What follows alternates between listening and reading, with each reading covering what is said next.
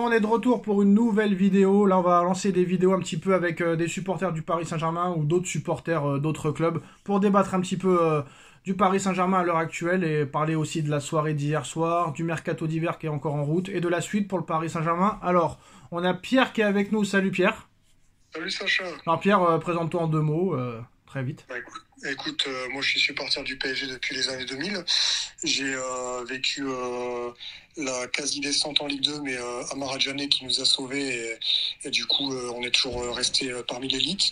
Et du coup supporter du PSG à la vie et à la mort. Ok Pierre, et là on a Julien avec nous. Salut Julien.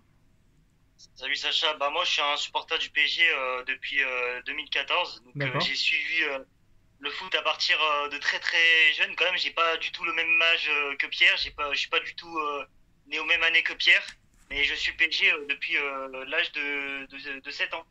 Ah, faut bien commencer un jour à être supporter du PSG, on va pas te le reprocher. Ouais. Voilà. Bon les gars, Ouais. on va reparler du match d'hier soir, on va parler du mercato d'hiver, on va parler de la suite du PSG en Ligue des Champions. On va commencer avec Pierre, hein. Pierre, je vais te poser plusieurs questions. Déjà en premier lieu, qu'est-ce qui te plaît pas dans ce Paris Saint-Germain-là? Comment t'as trouvé le match d'hier soir?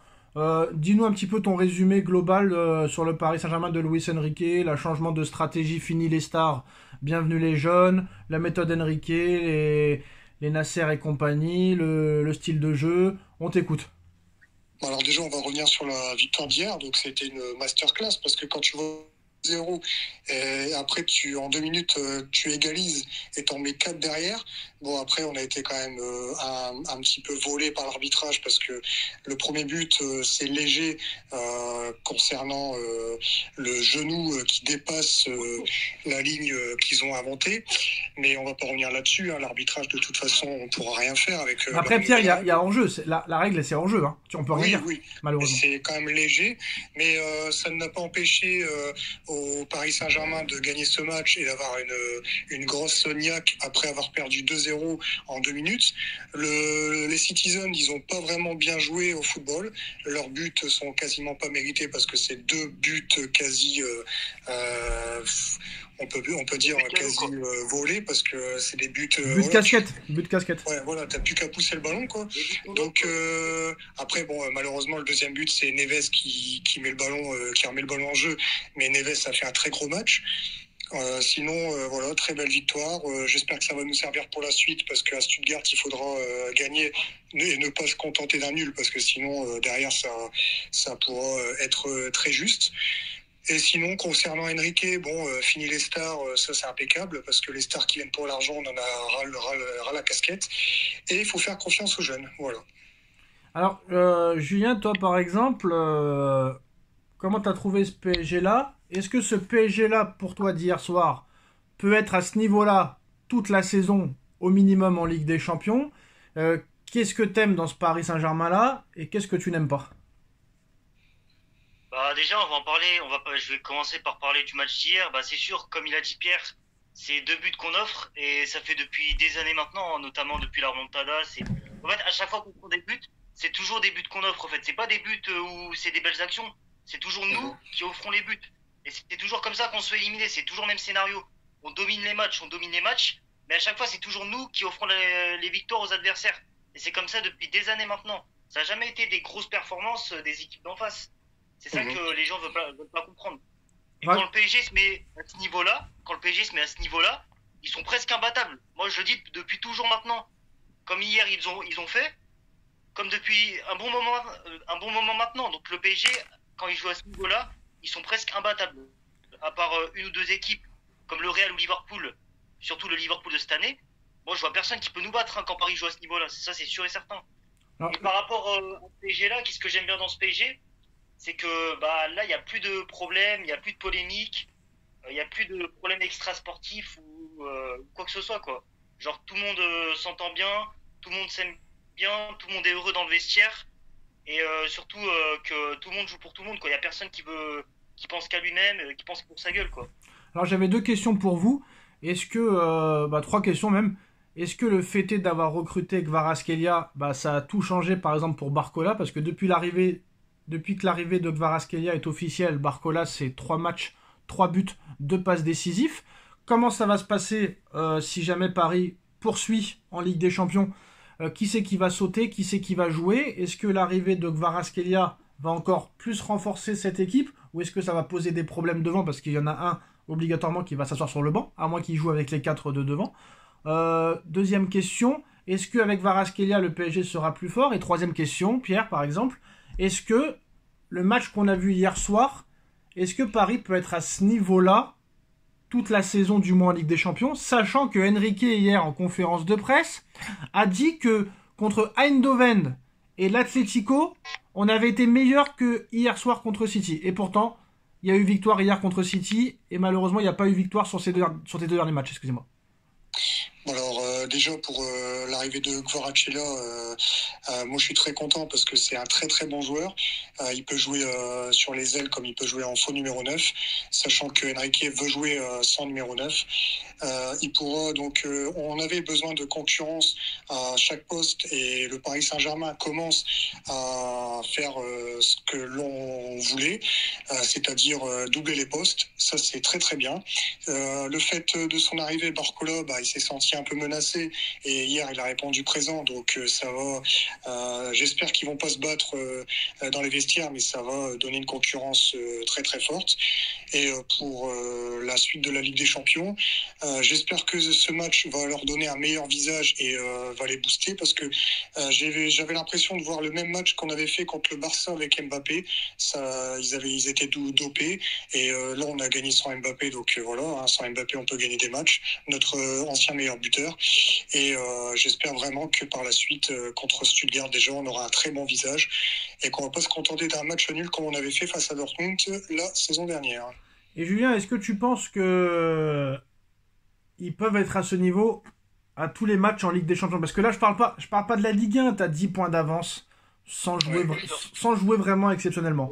La Coupe de France, il n'y a plus personne, tu vas la gagner tranquille. Honnêtement, est-ce que Julien, le pari qu'on a vu hier soir, on peut le voir à chaque match en Ligue des Champions? Moi, je suis sûr que oui. Moi, franchement, si tout le monde se donne à 100%, surtout qu'en Ligue 1, ils vont moins se donner vu qu'ils ont de l'avance. En Coupe de France, comme tu as dit, à part Lille, il n'y a presque plus personne.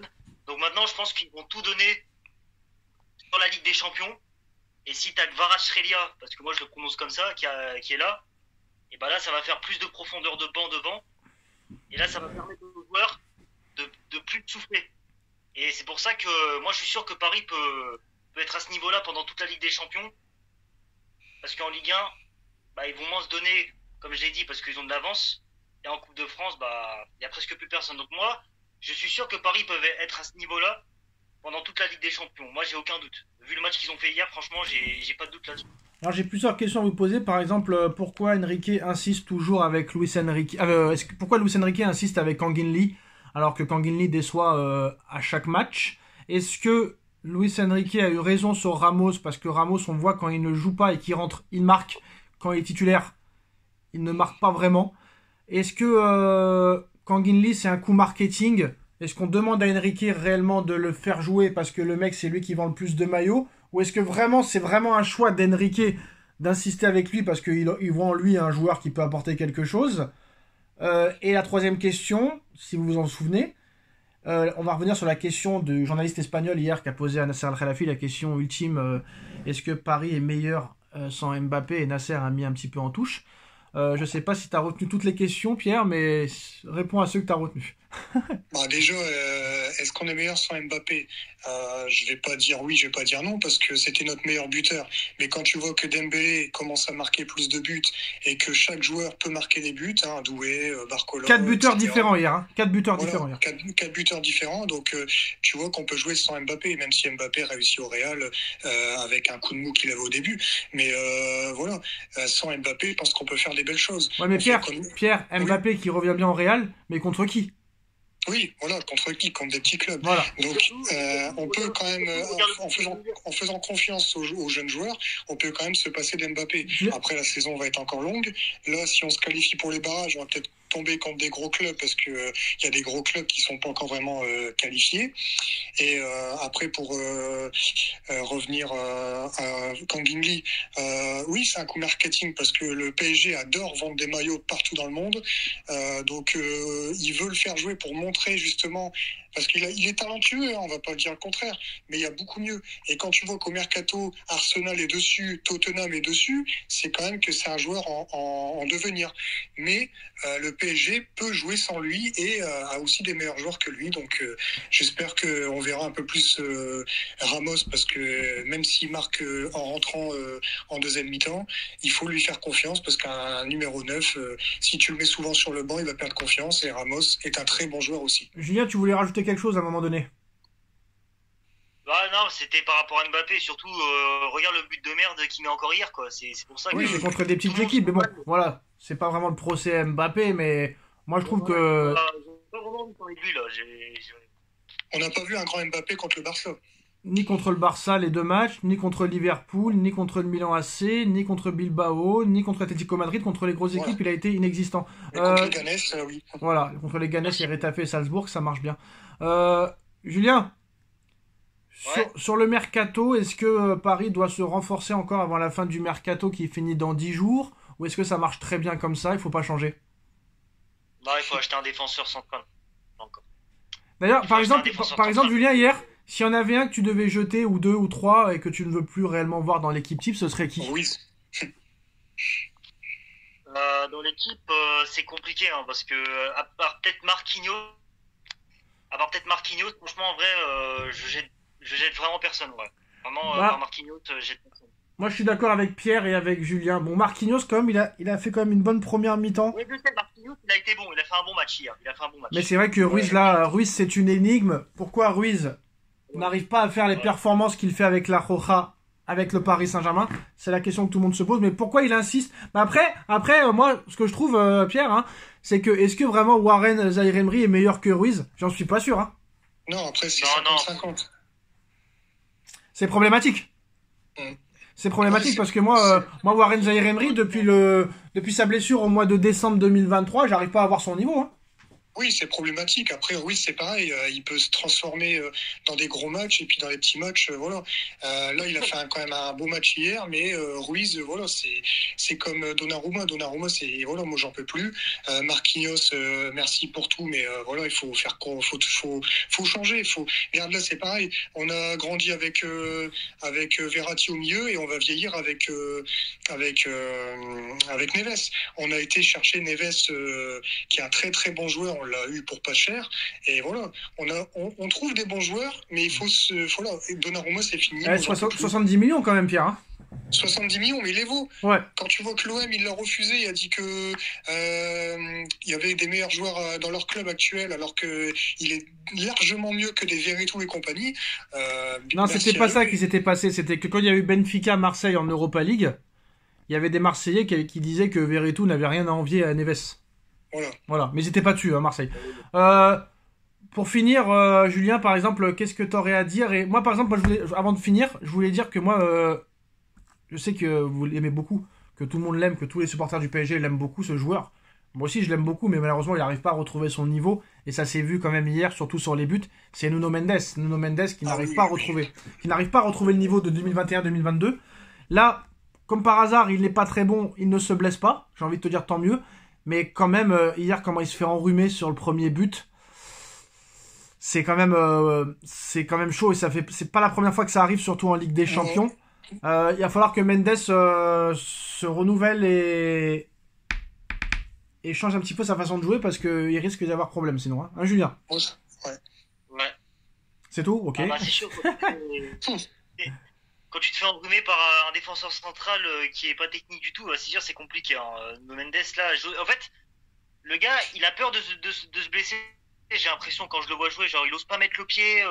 Genre, le gars, tu vois qu'il se donne plus comme avant. Genre, avant, quand il se donnait, bah, c'était un peu pour ça qu'il se blessait. Parce que le gars, il se donnait tellement à fond que, là, à un moment donné, il y avait une petite blessure. Là, il se donne plus et il se blesse plus. Donc, Tu sais, quand Guinli me fait penser à Draxler, c'est le mec qui prenait aucun risque, tu sais, qui veut pas perdre le ballon, et je fais des passes en arrière, et je fais des passes en arrière, comme ça on peut rien me reprocher, tu vois ce que je veux dire? bah, ouais. T'es pas d'accord avec ça, Pierre? Mendy, il est meilleur en Angleterre. Si, bah après, moi, j'ai l'impression qu'il veut pas, parce que quand il était c'était à la Real Sociedad, là, il me semble, non? À Valence, je crois, non? Ouais, ou à Valence, il était très très bon.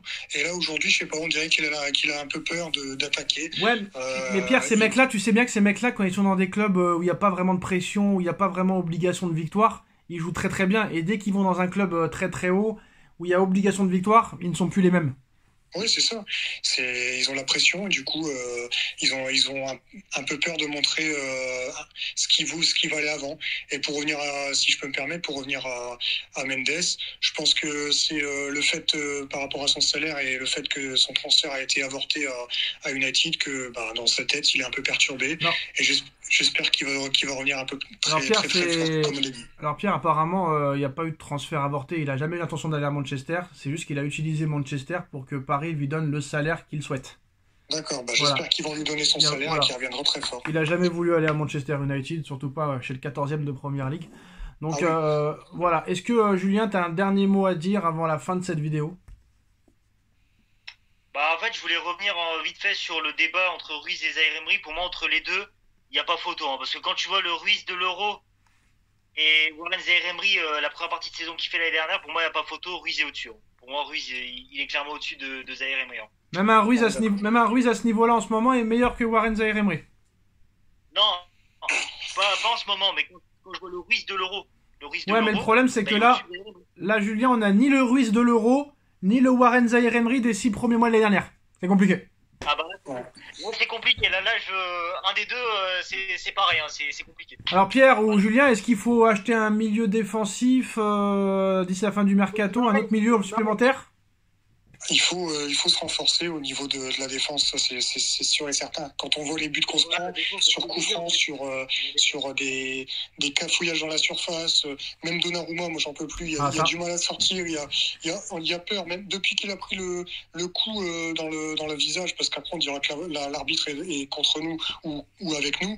Là, quand Monaco était contre nous, parce qu'il n'a même pas mis carton rouge, je pense qu'il a peur de sortir et du coup il se prend des buts que d'autres gardiens pourraient arrêter. Le problème avec Donnarumma, c'est qu'ils ont essayé sa faux neuve. Bon, ça n'a pas été trop top, d'accord. Il a arrêté 2 pénaltys contre Lens, mais bon, on a vu qu'au niveau contre le Bayern, ça n'a pas été ça. Il a eu sa chance, il l'a fauté. Tenas, il s'est complètement fracassé en Ligue 1. Donc il faut bien mettre un gardien. Chevalier pour l'été prochain, malheureusement, pas pour cette année. Pour l'été prochain. Mais là, on est à l'instant T. Il nous faut un gardien numéro 1 et à part Donnarumma, on peut pas mettre autre chose pour le moment. Ouais, non, ça serait plus en défense qu'il faudrait, parce que Skriniar, j'en peux plus. Marquinhos, c'est trop juste. Pacho, c'est un guerrier. Voilà, c'est trop juste. Il faut doubler en défense. Skriniar, il joue plus. Avant de finir, Julien, tu vois le PSG aller jusqu'où dans cette Ligue des Champions?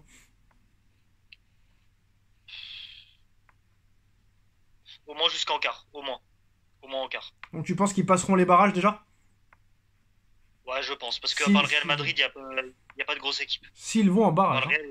Liverpool, frère. Frérot, Liverpool, c'est pas une grosse équipe. Hein. Non, mais en barrage, je parle, parce que Liverpool... Ah oui, t'as raison, en barrage, excuse-moi. Très bonne déduction. À part le Real Madrid en barrage, il n'y a pas non plus de foudre de guerre, t'es d'accord? D'ailleurs, je pense que, je sais pas, parce qu'il y a une nouvelle loi maintenant, un nouveau format. Je sais pas si tu le sais, Pierre, est-ce que les Français peuvent se rencontrer en 8e? Parce que là, tu vas peut-être te retrouver avec 4 clubs français en barrage. Je pense que les clubs français, les clubs des mêmes pays, peuvent pas s'affronter en barrage. Hein. Alors pour l'instant, non, mais je pense c'est en cours de discussion. Quand tu vois que pour la Coupe du Monde, ils ont augmenté le nombre d'équipes, je pense qu'ils seraient capables de faire jouer, par exemple, le Brest contre Lille ou le PSG contre. Ouais, mais là pour les barrages là, je sais pas s'ils peuvent s'affronter les clubs des mêmes pays. Cette année, je ne pense pas, mais s'ils n'ont pas le choix. Je sais pas. On verra. En tout cas, on verra. Peut-être 4 clubs français en barrage. D'ailleurs, Pierre, j'ai l'impression que tu as la même voix que Nabil Djellit. Tu vois qui je parle? Pas du tout. C'est le mec de l'équipe 21 là. Ah, peut-être, ouais. Je sais pas si t'es d'accord avec moi, Julien. Il ressemble un peu quand même, hein. C'est vrai qu'il a un peu... La voix, ouais. La voix au début, je me suis dit, va voir si c'est pas Nabil Djellit qui m'a appelé en scred. Attention. Non, pas du tout. Ok les gars, merci d'avoir... Je déteste l'équipe 21, donc... On est deux. Merci les gars, en tout cas, d'avoir débattu sur ça. Et je vous remercie et à très vite pour une nouvelle vidéo. Tous. Merci à toi, tchuss.